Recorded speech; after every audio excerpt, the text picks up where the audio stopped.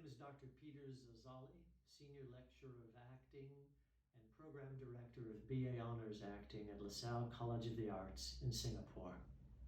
My paper is entitled Actor Training in Cyberspace, an Approach to the 21st Century.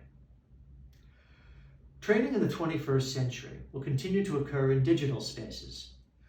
This increased during COVID-19 as acting programs shifted from online learning, thereby testing our ability to adapt and remain solution-oriented. Yet this change offered some welcome discoveries that could enhance how we teach in a post-pandemic setting. First and foremost, moving to the virtual classroom prompted students to take ownership of their training. Turning their homes into studios and working with unprecedented autonomy caused them to absorb and deliver content without the constant oversight of an instructor. While this arrangement has obvious drawbacks insofar as hands-on coaching is essential to the conservatoire experience, balancing online learning with occasional guidance from a teacher has its benefits. CalArts' Travis Preston noted as much in a 2020 interview, and I quote, "I think that this particular moment has enfranchised the actor as a maker. They are having to address their skill sets from the standpoint of the camera and how to produce something themselves. I find that has given them power and a certain kind of agency." Unquote. QUT's Andrea Moore similarly acknowledges that, quote, "teaching on Zoom was an interesting experience for her students that encouraged independence and self-learning," unquote. More students can be given a task to complete as a recording and then upload for feedback, which Moore and her colleagues would provide in advance of the assignment's resubmission. Efficient and effective challenges allowed her actors to be inventive and bold in bringing ideas into remote classrooms and rehearsal spaces. In addition to facilitating self-reliance, the digital landscape has also enabled telecommunication throughout the world, as during the pandemic, colleagues attended conferences and served as guest speakers with greater efficiency than under normal times, when traveling was deemed a necessity for such occasions. While it has an unwelcome disruption to canceling productions, many drama schools rethought this key learning outcome as live stream events, edited films, and pre-recorded broadcasts. A class in New York University's drama program, for example, created a virtual reality production of Aristophanes' play The Clouds, which required students to don special headsets in devising a hybrid performance that consisted of theater, film, and animation. Throughout a 2-month process, a trial and error, multiple software options were used to execute functions from editing and background design to motion capture and broadcasting, thereby giving students and faculty a unique learning journey. Participants engaged the process from locations throughout the US before providing a pre-recorded production to viewers from New Zealand to Northern Canada and all areas in between. One of the more ambitious explorations of training in the digital space is occurring in a collaboration between Coventry University in the UK and Finland's Tampere University. In 2015, faculty and students from the theater departments of both institutions spent a semester working on Coriolanus through immersive telepresence. Defined as, quote, "a process by which a participant interacts life-sized with other participants in remote spaces," unquote, telepresence allowed Coventry and Tampere to collaborate in real time with full physical engagement of the rehearsal space while being some 2,500 kilometers apart. Through the use of H.323 video conferencing technology, the groups created a shared rehearsal space by replicating their setup in both locations. Thus, the respective studios had ample sound equipment, a video camera, strategically deployed lighting, and a large rear projection screen. The screens served as virtual doorways to each other's literal classrooms. Given the limitations of conventional video conferencing software, such as Skype, the two teams selected Polycom to transmit the exchange. They realized the need to maximize the bandwidth at their 2 locations and therefore scheduled the class when internet traffic was comparatively light. Other technical challenges included accounting for audio latency and feedback, as well as choosing where best to position the camera to achieve the clearest video output.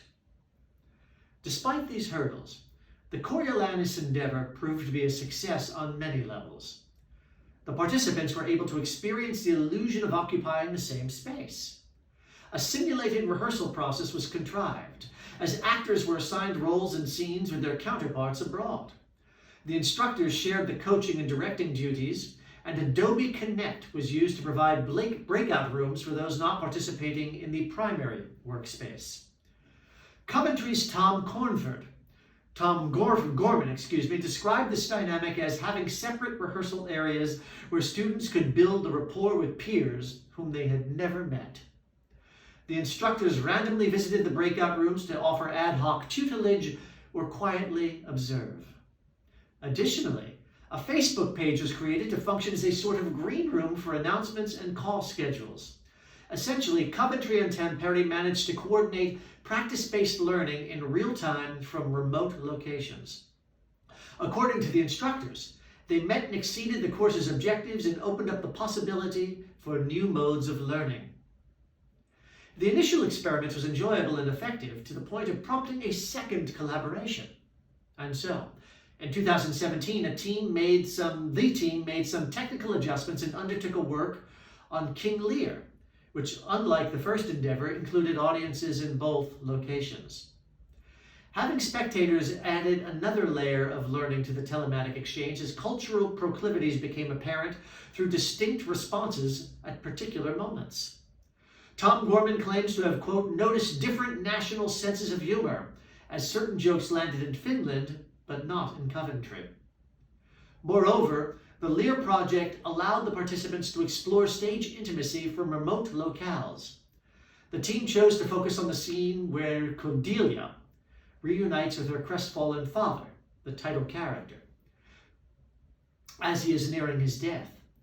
Capturing the physical closeness of the characters became an obvious performative challenge, since Lear might be in Coventry with his daughter Cordelia in Finland. The actors compensated for physical touch by adjusting their respective distance to the cameras, thereby creating an impression of intimacy by altering their scales on the screen. The person playing Cordelia would move in close range of the camera, while her scene partner playing Lear countered to allow her image to slightly outsize that of her father's. This choreographed approach rendered a kind of symbolic expressivity, with the actors gesturing to the camera to touch each other and therein cause the screen to work like a second skin to create the illusion of intimacy. While the experiment was no substitute for sharing the same literal space, an admission that Gorman readily admits, the Coventry-Tampere collaboration offered an example of how 21st century actor training can use the digital space to explore projects around the world without having to travel. Cost-effective and comparatively convenient, it is yet another way to reimagine the acting curriculum. Online learning and new technologies can support time-honored approaches to training. The Coventry-Tampere case proved as much by offering a digital context to teach Shakespearean acting. Speaking and embodying poetic verse and truthfully rendering iconic characters such as Lear require no less skill and are afforded no less pedagogical attention than if they were taught in conventional classroom settings. To borrow from Frank Camilleri, technology-enhanced learning can have an, quote, enabling effect by facilitating human activity as a hybridized approach that, unquote, if handled responsibly, can yield useful learning outcomes. Virtual reality and motion capture, for example, can create experiences that deepen an actor's creativity while expanding their skill set. QUT, the Queensland University of Technology, makes a case for the latter, for mocap, insofar as it offers master classes in the discipline, thereby bolstering the acting program's much-respected screen work course. Multimedia and immersive endeavors can likewise provide important training opportunities. The CalArts Center for Performance, for example, curates work that allows actors to collaborate with international guests and emerging local artists through varying technologies, forms, and locations. These productions often reimagine classical texts and performance traditions in new ways, thereby underscoring the symbiosis between the past and present. The significance of actor training in the digital age is unmistakable, as the Chronicle of Higher Education aptly predicted in 2016. And I quote, Whatever your feelings about the legitimacy of theater as a college major, or its eventual earnings potential, there are important struggles and discoveries happening in the acting classroom. As technology and machines consume more and more of life, perhaps theater can help us remember what it means to act like a human, unquote. The examples presented in this paper show the interconnection between technology, training, and entrepreneurism. The practice of being a self-starter requires a range of skills for having an acting career in the 21st century. Our graduates today need to become savvy at making self-tapes and navigating the digital space every bit as much as they can identify their artistic voice, build their brand, and engage the industry. As we empower our students to negotiate the industry, it is crucial they understand the social components of their training. Programs might include aspects of applied theater and political performance, for example. Understandably, these are areas likelier to be covered in broad-based performance and drama programs, but in an age when the world is rife with a nationalist fervor and overdue calls for social justice have emerged, actors must see themselves as not mere entertainers trying to land their next gig, but they must also address the thoughtful integration of curricula that address community engagement in the context of a wider vocational pedagogy that could be invaluable to our students. We might therefore follow the advice of Bree Hadley and Kathleen Kelly to, quote, locate the entrepreneurial 21st century actor-performer as someone with capacity to build visions of a better world, unquote. Perhaps, for example, a unit on Boal's Forum Theater or Brecht's Lehrstücke can be sources of inspiration. Our students, after all, represent a generation of learners that are socially and politically woke in ways that humble their predecessors. We must therefore see entrepreneurism through a lens of social justice. The scholar Jason C. White makes this very case in identifying the demographics and shared characteristics of arts entrepreneurs as proof of discrimination in the workplace. The industry for which we are training actors is systemically organized to disenfranchise certain groups of people. Racism, sexism, and ableism are present throughout our field's professional and educational sectors.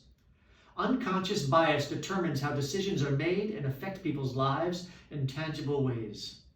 From selections of content to the hiring of creative teams, it would be useful to consider the socio-political consequences of the choices we make. Only then can we begin to approach a diverse, equitable, and inclusive curriculum that embraces technology, cyberspace, and the digital sphere, thereby training our actors to be artistic entrepreneurs for the 21st century. Thank you.